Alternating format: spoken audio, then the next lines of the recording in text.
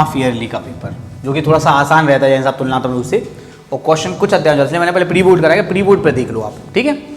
तो सत्यम, पहले तुम्हें जो पता होना चाहिए कि साइन का जो परिसर होता है वो तुम्हारा आंसर -90 से 90 के बीच में आना चाहिए, पहली बात। दूसरा तुम्हें पता होना चाहिए कि पाई मतलब 180, 180/6 हो गया 30, 30 आते 21, 210। अगर इसी समय स्वयं समंजक गुण लगा दिया जाए जैन साहब, तो आंसर आ जाएगा 210, जो कि गलत प्रतिलोम त्रिकोणमिति के लिए है, बहुत क्लियर किया गया कि -π/2 से π/2। हमें कैसे भी करके इस आंसर को कहाँ पहुंचाना है, -90 से 90, और गुणधर्म एकदम क्या लगनी चाहिए, सही। सबसे पहले जैन साहब इसको लिखेंगे 180 + 30, हाँ ना बोलो जैन साहब, जो कि होता है -37, जो कि होता है -37 का मान 1/2। इसके बाद तुम्हें ज्ञान होना चाहिए कि साइन इनवर्स -x माने होता है -sin, और कॉस इनवर्स -x माने पाई माइनस। खूब पढ़ाया है, जितने सी वाले उन सब में क्या है, पाई माइनस। पढ़ो तो देखी जाएगी जो होगा, -sin इनवर्स 1/2। बस जैसे साहब साइन इनवर्स का 1/2 कब होता है, 30, तो 30 मतलब π/6, तो इसका आंसर आ जाएगा -π। ईमान अवकस पे बनता ही है। अब सबकी हम तो बता रहे हैं, बस टेंशन नहीं लेने दे रहे हम तो बता रहे हैं बहुत पढ़ाई करनी होती है, अभी भी बहुत समय, खूब पढ़ाई करो, मन में ना जाए। हम तो खूब पढ़ाई करी थी मैथ्स का, लास्ट पेपर था मैथ्स का, 5 दिन का गैप था, 5 दिन रात खूब कम सोए थे हम तो चक्कर वक्कर आने लगे थे। नंबर 78 ही आए थे, वही सब गलत सलत हो जाते, पढ़ नहीं जाए यार, साल भर पढ़े नहीं है। मतलब ऐसे ही मीडियम में होशियार थे यार हम। मीडियम होशियार कौन है, कोई भी नॉर्मली ले लो, मतलब टॉपर्स तो समझना नहीं सकते, सत्यम ही समझ लो तो हमें, कि मतलब पढ़ सकते तो पढ़ेंगे, वो ना ऐसा कि मतलब मन में इरादे विरादे हुए, कभी एक आध दिन पढ़ लिया, फिर ऐसे नॉर्मल समझ, जैसे तुम वैसे हम। लेकिन फिर हमें लास्ट में लगा कि पढ़ लेना चाहिए, हम लास्ट में पढ़ लेते थे हमेशा, 10th में ही पढ़े थे, अच्छे नंबर भी आ गए थे, तो फिर भी जाके 78 आ गया, वो तो हम पढ़ ही गया था, अब क्या ही बोले, 100 में से 78, ठीक है सह लेंगे। तो बड़ी होती है यार मैथ्स, बहुत बड़ी, हम लोगों को टाइम तो और ही बड़ी होती थी। ऊपर से हमारे सर भी एग्जाम नंबर दिखा दे, तो भी हम लोगों को बहुत परेशानी हुई, बहुत ढूंढना पड़ा, ये कहाँ है वो कहाँ है, ऑनलाइन भी अवेलेबल नहीं था उस समय। चलो चाचा जैन साहब, जो कोई बात करे पहले पता होना चाहिए कॉट इनवर्स -1 माने का होते।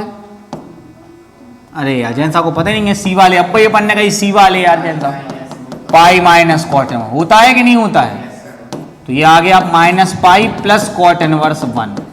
अब आपको बताना है कि 10 का मान 1 कब होता है, 45, और जो अभी कायम है 45, और जो होगा 180, 45 45 90 में से 180, तो -90 मतलब -π/2। समझ में आया? पता हमें इतना क्यों बताना पड़ता है, कुछ बच्चों ने 11th मैथ्स पढ़ी ही नहीं होती, उनको पता ही नहीं कि π/2 क्या होता है, लगे हैं सब अपने अपने हिसाब से, लेकिन मेरे हिसाब से तो पढ़ना चाहिए।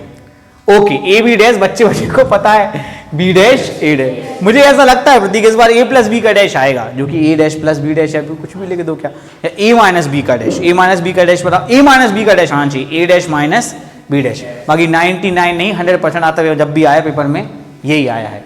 अब हो सकता है ये आ जाए BA', क्या होगा A' B', पर यह आता है, काफी आता है। 2 3 6 कोटि के, आप 2 3 6 आप होंगे, ठीक है। अच्छा, ये सीधा सीधा लिखा तो e की पावर pdx, उल्टा वाला भी आता है px वाला, तो e की पावर pdy। खूब कराए भैया। l² + m² + n² बराबर क्या होता है, 1।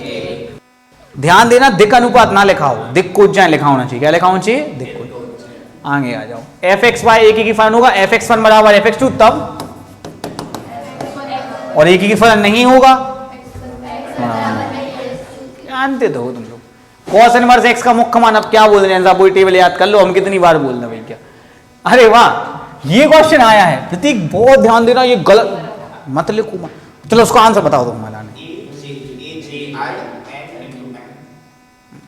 एक बार अपन सीख लेते हैं, ठीक है। देखो ये क्वेश्चन है, धमाका है, 11 12 13 21 22 23, ये कितने बाई कितने का है, 2/3 का। डैश बनाओ, A11 A12 A13 A21 A22 A23 cross बुरी नहीं मानी मुझे साहब, आप बुरी मानो तो हमें भी बुरा लगे। का 12 को 21 होगा का? कहाँ हो गया, कहाँ है? क्या 12 की जगह 21 हो गया? अब तो वही के वही। सोचो, आप बताओ, अपन सिंपल ले लेते, नहीं तो आप बताओ फिर। जैन साहब ये कह रहे हैं, बुकलेट है किसी के पास मैट्रिक्स की? है यही ना, यही तो मुसीबत है जीवन में, खत्म ही नहीं होती ना।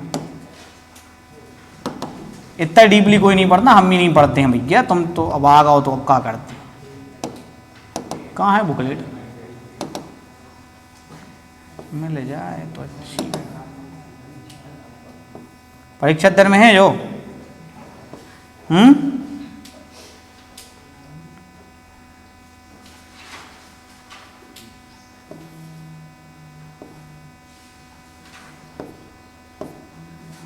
बुकलेट ही मिलना मुश्किल हो जाती है। तुम लोग कोई नहीं लिए बुकलेट?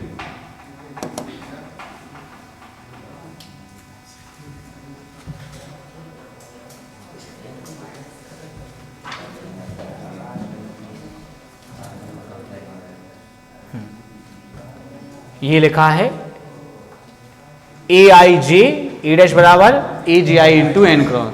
तो बुकलेट में लिखा है, पर एटलीस्ट इतना ज्यादा याद होना मेरे हिसाब से तो पॉसिबल नहीं है। तो इसका परिवर्त क्या आ जाएगा?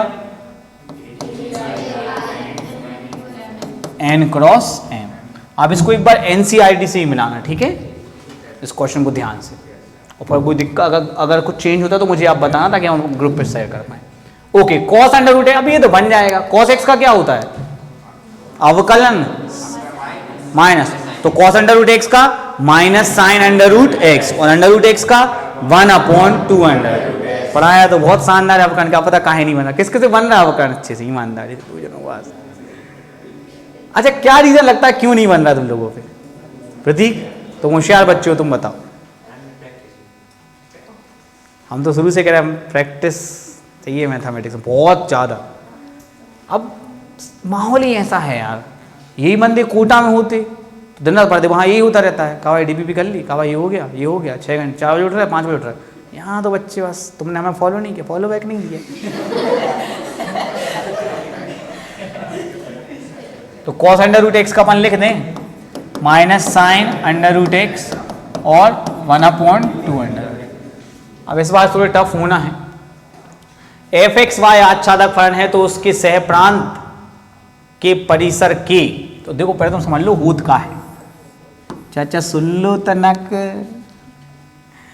1 2 3, 1 2 3 या कछु भी ले लो, ABC। आच्छादक हूत का है, जैन साहब बताएंगे।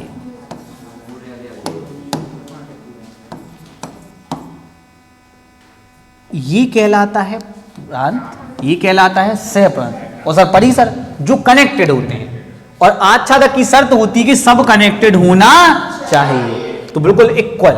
तो आच्छादक फलन है तो सहप्रांत की मान परिसर के क्या होगा? बराबर। आप यकीन नहीं मानोगे, आपकी बुकलेट में होगा ही। नहीं है, कंफर्म है।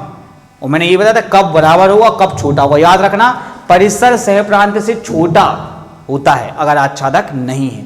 यहां पे आच्छादक है तो परिसर क्या होगा? बराबर। अगर सोचो एक अब छूट जाता तो ये पूरा क्या कहलाता? सहप्रांत। लेकिन परिसर में केवल क्या आते? ABC, फिर ये आच्छादक फलन नहीं होता। क्लियर हुआ जैन साहब? आगे चलते हैं। इसके तो बहुत क्वेश्चन बन सकते हो, मैंने बताए भी हैं। 2i के अनुदिश मात्रक, अरे अब मात्रक से निकलवा रहे हैं। 2 दूनी 4, 3 त्रिका 9, 4 13 और 1 14, करणी 14, करणी 14, करणी। और जिसको जो नहीं याद वो नहीं, जो तो बात है, जो इसलिए नहीं याद कि हम बहुत पढ़ाई कराते हैं, इसलिए कि जो अब ही पढ़ो तो अब आई समझ में का हम लास्ट तक लगे देते हैं कि हम पता जो लास्ट में वही याद रहे। हाँ चलो आगे चलते हैं। सारणिक में पंक्तियों और स्तंभों की संख्या समान होती है, सबको पता है, एक व्यंजक है, वो सत्य है ये। अच्छा अब जो देखो ध्यान दो जरा जी, आधा अधूरा लिख गया है क्वेश्चन, मैं आपको बताता हूं। इसमें वर्धमान पूछा है। क्या पूछा है? fx वर्धमान होगा यदि, देखो वर्धमान में सेम साइन होने चाहिए। क्या होने चाहिए? मतलब अगर x1 छोटा x2 तो fx1 छोटा x2 से, लेकिन ये उल्टे हैं तो ये क्या होगा? हासमान। तो ये कथन क्या हो जाएगा? असत्य। ये पूरा नहीं आ पाया, कुछ टाइपिंग में हो जाती मिस्टेक है, इतना सारा लेके आए हैं, बहुत होता है, पहले पेपर टाइप करवाओ फिर स्लाइड पे डालो, स्मार्ट बोर्ड से पढ़ाने में और झंझटें हैं, लेकिन अच्छा रहता बच्चे फटाफट क्वेश्चन लिखते रहो। प्रत्येक अवकलनीय फलन सतत होता है, सही है, प्रत्येक सतत फलन अवकलनीय होता है। हाँ खूब समझाया, विज्ञा एक एक चीज खूब पढ़ाई, वो तो पढ़ता नहीं है बच्चा। संरेख, हाँ संरेख माना समानता, कैसे भी करके क्या हो जाए बराबर, माइनस लगाओ तो भी चलेगा।